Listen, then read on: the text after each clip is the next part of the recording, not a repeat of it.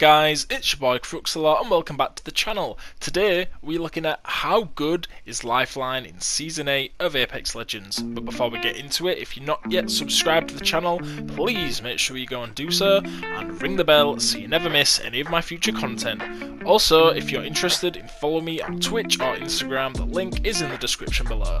Okay ladies and gents, let's get into it. So, how good is Lifeline in Season 8 of Apex Legends? She has always been a very reliable legend with a fairly good win rate and a fairly high pick rate as well. She is a pretty well respected legend in the Apex Legends community, very versatile, very useful, and can always be a pain in the butt if she's on the opposition team. But what really makes Lifeline tick, and how can you guys improve her? How can you guys get more wins with her, more kills with her? This is something that I'm going to delve into today. So we will start, I've got 2 kills, running around with the Mastiff 30-30 repeater combination. Now this is the first time I've used this combination actually. I can hear footsteps, and boom, an Octane straight over the wall and Mastiff him straight in the back.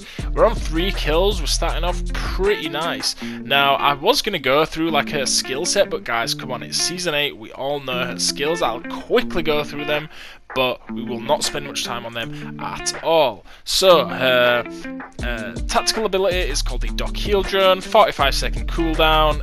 You throw the Doc on the floor and it will heal your teammates, or also enemies as well, something to bear in mind. Her passive is Combat Revive, where essentially she puts Doc down, it revives a teammate, providing a shield, as seen on the screen right there. The enemy's trying to pull that off, manage to crack the enemy, kill the getting res teammate, and then finish off the enemy with a well-placed Mastiff shot. Her ultimate is called Care Package. It has a 360-second cooldown, where essentially she drops in a care package with some loot. Could be like sights, shields, armor, syringes, weapon attachments, you name it, she's got it. Pretty awesome and pretty solid kit all round. In my personal opinion, her Combat Revive is the most crucial aspect to Lifeline being so effective, as she can help turn over a 2-on-3 situation straight back to a 3-on-3. Very helpful very quickly. As you can see, I'm reviving my teammate, managed to do average damage to this Wraith. Unfortunately, the teammate ends up clearing up and we get 2 assists and a kill. So not a bad start to the match.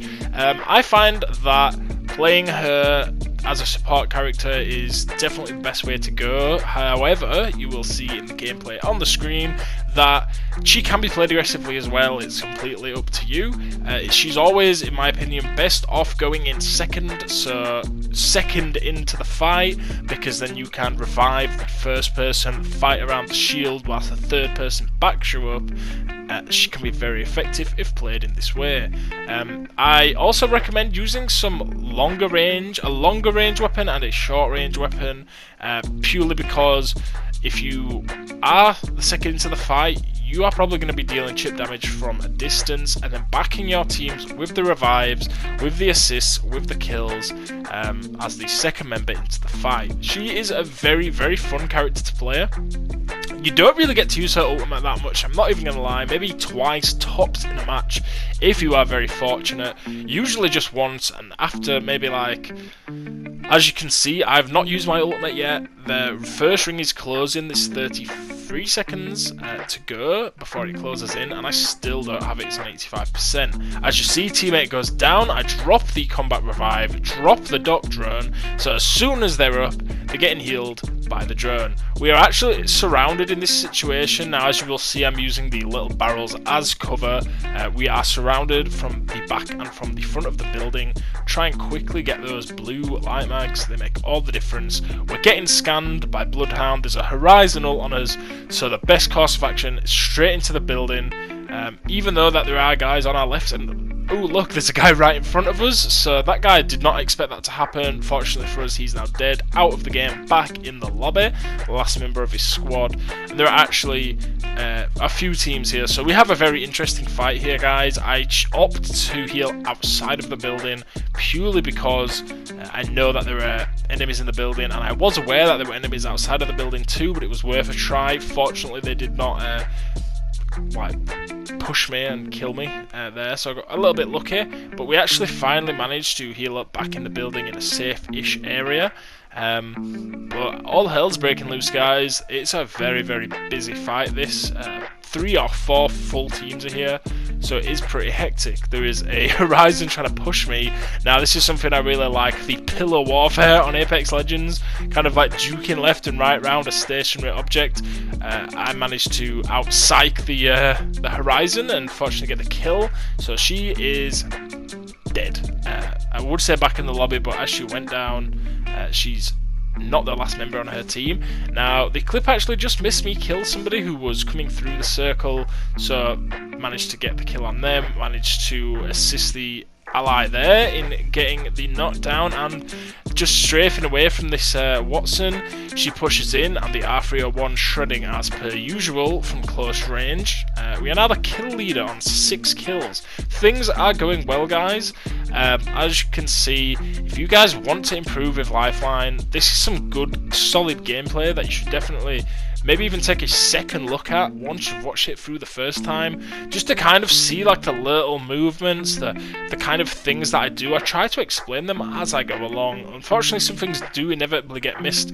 Again, we go down the stairs, take a little bit of damage from a fuse down below, managed to actually deal a little bit of damage to him, but he's not the main priority right now. As you can see in the top left, the ring is closing in. We need to get the hell out of there. So we try to outbeat the ring quickly with that first and a little sprint. But there is actually an enemy on the roof.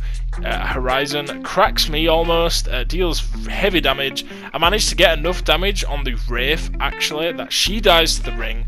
I have a gold knockdown, and very, very luckily, we managed to get up, stay in the game. We are now on the last squad. There are 2 squads left. Guys, comment down below. Tell me what you think of this gameplay. Do you think that I had a good match with Lifeline?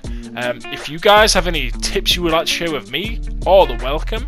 And if you actually learned anything from this gameplay, please be sure to comment down below, and we'll try and have an active discussion on it. We're currently sitting on 1.3k damage, so an alright haul for a match. I will say the 30-30 repeater is great at boosting those damage numbers. It does very good damage with very little drop off, as you see 83 to the dome right there.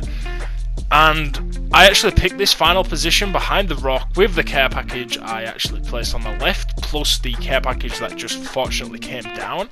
So we have reasonable cover. Now, there is a rampart on this team that makes a great play, getting behind us, putting the shields down, the shield walls, and then banging Sheila down, and it really makes us have to reevaluate this last fight. But it's all about quick reactions and quick problem solving. Apex Legends, you've got to be making those good decisions in those high octane moments. Still not a great shot with this 30-30 repeater, I'm not gonna lie. There are a lot of missed shots, but I could have easily had 2.5k damage if I would have just hit my shots better in this game. As you can see, strafing left and right around the care package just to avoid damage, just to keep an eye on the enemy. You want to know where they are at all times. I was aware that there was a enemy pushing down this left side. Unfortunately, I did not know how aggressively they had actually pushed. As you can see on the left of the screen, they're right there now. You see the shields, you see the Sheila, and she absolutely shreds me. I managed to get down to this building. Now, here is the mistake I made. I should have A, swapped that shield, or B, put this in front of the door and healed up there. Actually, the enemy comes from the rear, and I managed to do significant damage. You'll see right now, I tried to shield swap. Unfortunately, I pick up the 2x sight instead of the shield and end up going down. It's all up to my teammate. Look how much health he's on. I'm telling him, swap that shield, bro, swap that shield. He manages to swap it and actually clutch us the match. It was a great play and a great victory. I hope you guys learned something from this video. I really enjoyed bringing it to you. Stay tuned for more Apex Legends content coming real soon. Comment down below, guys. Like the video if you found it interesting. And as always, if you like what you saw, please subscribe to the channel. And you'll never miss any of my Apex Legends content. But until then, it's been your boy Crookesalot, and I'll catch you on the next one. Bye, guys.